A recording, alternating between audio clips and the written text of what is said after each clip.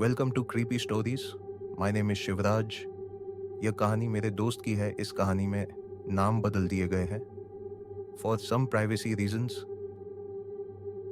नमस्कार, मेरा नाम गुकेश है और मैं जबलपुर से बिलोंग करता हूँ। मुझे अपने काम के सिलसिले में अपने शहर से दूर चेन्नई जाना था। मेरे साथ मेरे और भी कॉलीग्स थे। हम सब ने निकलने के लिए रात का समय चुना। मैं अपने दोस्तों के साथ चेन्नई के लिए रवाना हो गया।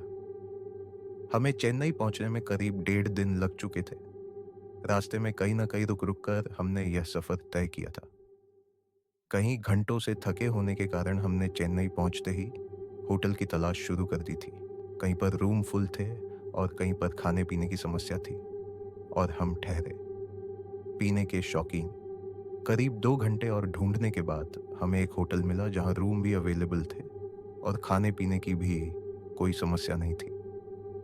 हालांकि वो होटल दिखने में थोड़ा पुराना था, लेकिन हमें उससे कोई परेशानी नहीं थी। हमें तो सिर्फ अपने मनोरंजन से मतलब था।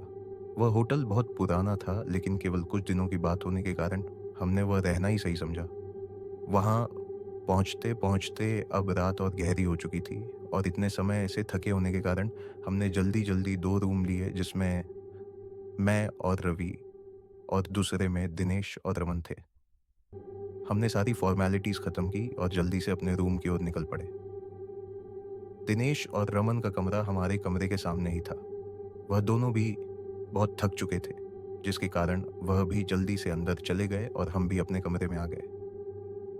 कमरे में घुसते ही वहाँ बहुत तेज़ बदबू फैली हुई थी, लेकिन मेरे दोस्त रवि ने जल्दी से जाकर कमरे की खिड़की खोल दी, जिससे माहौल थोड़ा ठीक हुआ।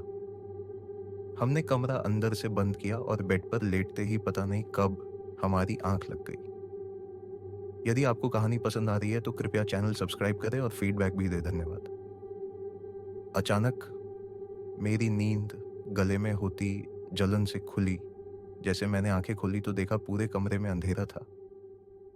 मुझे लगा रवि ने लाइट बंद कर दी होगी। जब मैंने फ्लैश ऑन करने के लिए अपना मोबाइल उठाया तो देखा वो ऑन ही नहीं हो रहा था। मेरे मोबाइल की बैटरी डेड हो चुकी थी। मैं बिस्तर पर उठकर बैठ गया, जिससे थोड़ी देर बाद मेरा विजन क्लियर। जब सब साफ दिखने लगा तब मैंने अपने कदम बिस्तर से नीचे रखे और अपने बैग से चार्जर निकालकर स्विच बोर्ड के पास गया और मोबाइल को चार्ज पर लगा दिया और लाइट ऑन की।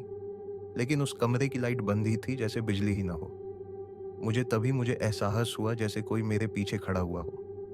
मुझे अपने पीछे किसी की सांसों की आवाज़ साफ सुनाई दे रही थी। मुझे लगा रवि मेरे पीछे खड़ा है। तभी मैंने अपनी नज़र बेड पर डाली जहां रवि नहीं था। अचानक मेरे कंधे पर किसी। Stay tuned for the next part update. Thanks for listening.